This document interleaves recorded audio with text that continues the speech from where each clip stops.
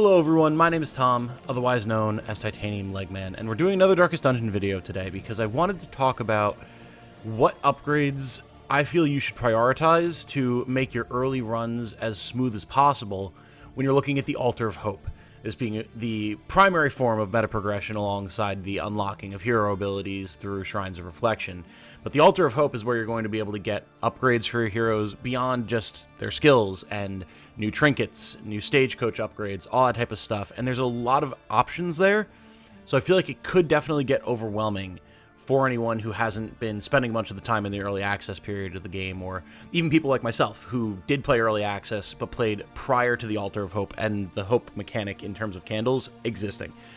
So let's go through here really quick and show what I've got unlocked thus far for my campaign that I've been doing on stream, and where I feel like I might make some changes, and what I would recommend in terms of unlocks after each run.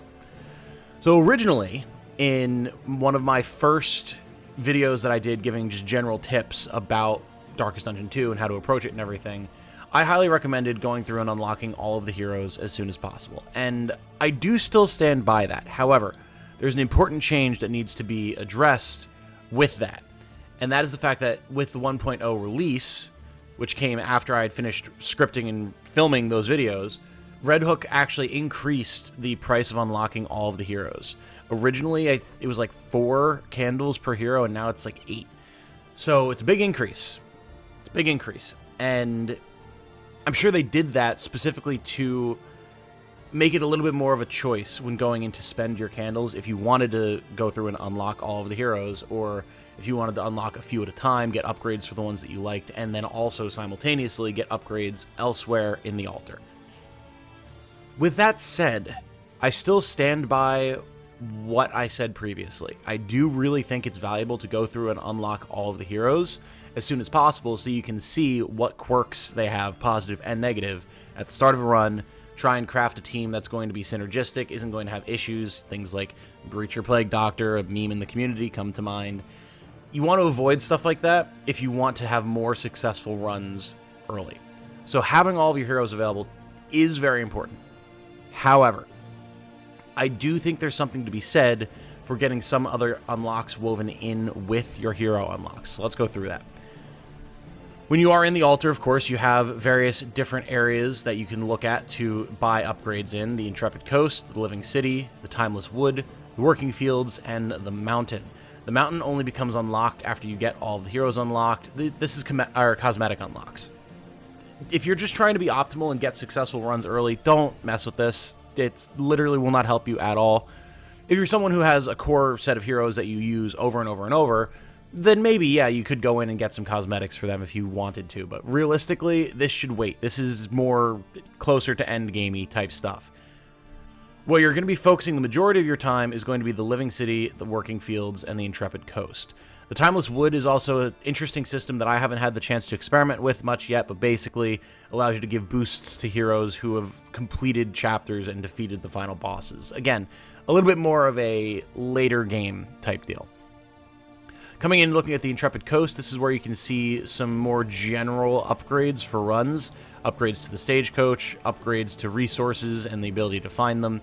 Pets, which are actually very important. Renown, which just give you different skins for the stagecoach. Again, much like the Mountain, this is something that you probably want to hold off on putting resources into.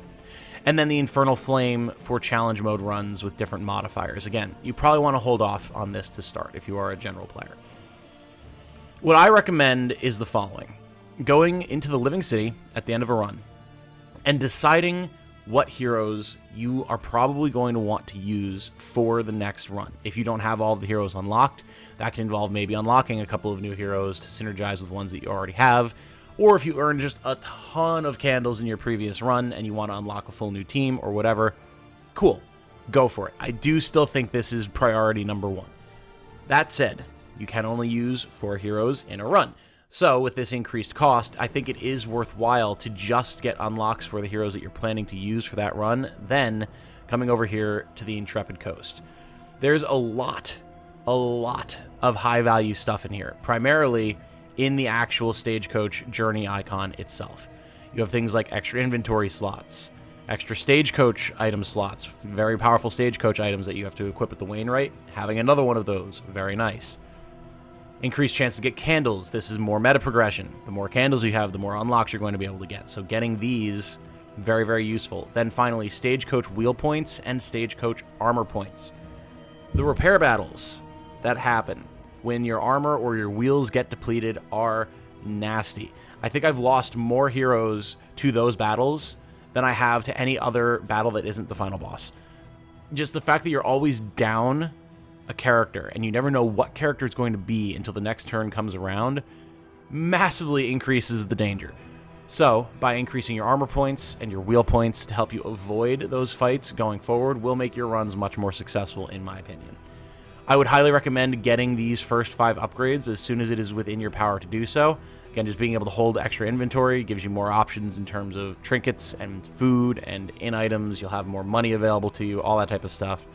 Having extra stagecoach item slots, there's a ton of good stagecoach items. So this will be a nice little power boost, letting you make extra items or scout more efficiently or get extra armor, all sorts of different stuff. So highly recommended. Getting more candles again, meta progression, always good. And then those points. I really think that it's worth getting this, and it's only 19 candles. Looking at resourcefulness, I would highly recommend wealth and foresight at the very least. Going up to bartering to get extra relics from the hoarder could also be good, but you're looking at twice the amount of candles to get to that point. Wealth gives you an extra 12 relics and 15 baubles when you first get to the Valley Inn, so you're just starting with more money. That means you can buy more in items, you can buy more combat items, you can get better trinkets early. It's just going to smooth your run out from the very start, and I really, really appreciate that.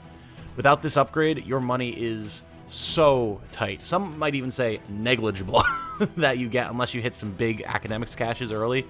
This helps with that. Highly recommend it. Foresight as well, plus 5% location scouting and plus 5% route scouting. I mean, it's pretty self-explanatory in the fact that if you better know where you're going, you can better plan your route and try to avoid dangerous battles that will, I don't know, deplete your wheel points and armor points, or if you need to avoid loathing or find a battle that will reduce your loathing, this will help you with that.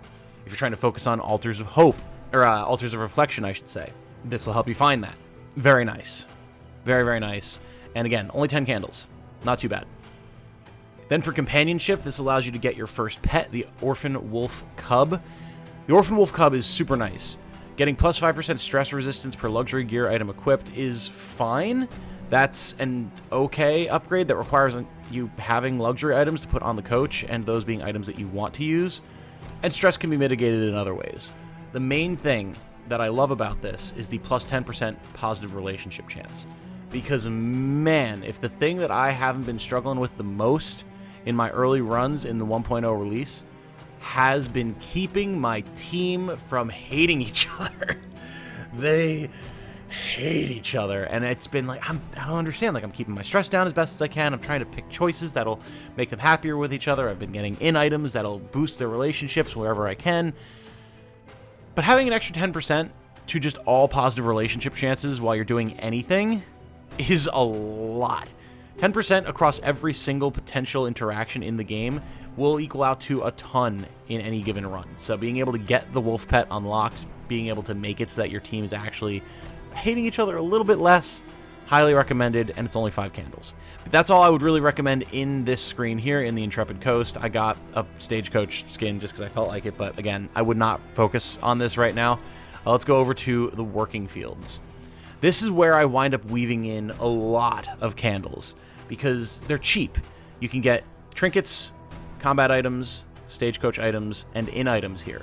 Trinkets, combat items, and in items only cost 1 candle a pop, whereas stagecoach items cost 2. These are super nice because not only are you unlocking future powerful upgrades that you can just find along the road as you're going through a run, these also unlock immediately for use in the given run where you get something. So say you come into the combat items here and you get healing salves for the first time. Not only will you now be able to find healing salves on the road and in shops and all that type of stuff in every run after that point, you'll also get some healing salves for that run. So any unlocks you get in here are an immediate boost to any given run. It's very, very nice. I personally really like this with the stagecoach items because I have 2 stagecoach slots right now. Where is it? Right here. Capability, +1 stagecoach item slot. We talked about how good this is. If you go into the working fields and unlock 2 stagecoach items per run, that's a guaranteed 2 slots. Like, if they're good items, you don't have to worry about getting any other ones for your current run. Or at the very least, you won't feel as pressured to get stuff to fill those slots because you'll have something there. And pretty much any boost is a good boost in some capacity. Being able to get more in items, so you're getting better stress recovery, better relationship building, better food for more HP, all that type of stuff. Very nice. Combat items, extremely important. Being able to deal with enemy dots and things like that with resistance boosting combat items is huge. There's so many dots in the second confession. Being able to heal them off of your team, being able to stun the enemy, being able to immobilize them, cause bleeding, all that different type of stuff comes in here. And again, having the options available to you just means that there will be more times where you are more capable of dealing with what the game throws at you than if you have more limited resources. Trinkets, finally, this is the one that has been kind of the least useful for me, unfortunately, because there's a lot of trinkets that are just kind of meh. And it's a whole hell of a lot better than it was during the early access period. Don't get me wrong. Early access had some real stinkers of trinkets, but you can only get so many different activates the power of cultist trinkets, dark impulses, before you kind of start to get bored of it. And before they all kind of start to get a little samey. Like, yes, I know they massively boost the resistance for one particular stat in most categories, but still, it's like when I'm unlocking a trinket, if I just get another dark impulse and it's like, oh, this one gives me 50% burn resist, it's like, okay, cool, that's fine, it will help in specific scenarios, yes, but it's not as impactful as some of this other stuff in my experience, but it's still good to get those unlocks because there are really good trinkets in here and you do want them. So at the end of any given run, here's pretty much what I would recommend doing then. Take however many candles you have, go into the living city, look at your heroes. If you have a team in mind that you want to use for your next run, either get those heroes unlocked or consider getting some unlocks for them. Once you have heroes that you want unlocked, I highly recommend pushing to one of their paths. These are very, very powerful. They cost typically around 6 candles, and it completely modifies the way a hero works. So now, for example, the Grave Robber gets improved damage and crit of ranged skills at the expense of melee, and she loses some move resist. But she gets bonuses to thrown daggers, flashing daggers, poison dart, glint in the dark, pirouette, pick to the face, lunge. Well, pick to the face and lunge and stuff like that she's going to lose benefits to because they're melee attacks, but still. You can set up a specific build with your characters, and typically these builds are going to be more powerful than just having them as a basic wanderer. So going through, getting paths and any other upgrades that you want for your heroes that you're planning to use for the current run. Cool. Then, if you haven't already, I highly recommend pushing to these upgrades that we mentioned in the Intrepid Coast. There are, of course, other good upgrades here as well, but I think this is the baseline that everyone should have for successful runs going into Confession 2 and beyond. Highly recommend getting any of these that you don't have already, except for the Renown. Then, come over to the working fields, and whatever you have left in terms of candles, spend them on item upgrades. Get 2 stagecoach items, so you have that to equip on your coach. Get a few combat items, in items, trinkets, however much you can afford with the candles that you have left, and then take those items with you into the current run to try and be more successful, to get to the mountain, to defeat whatever boss that it is that you're working on. I think following this is a pretty foolproof way of making solid progress on every single run. You'll get steady increases to your heroes. You'll steadily unlock better items and more power in that regard.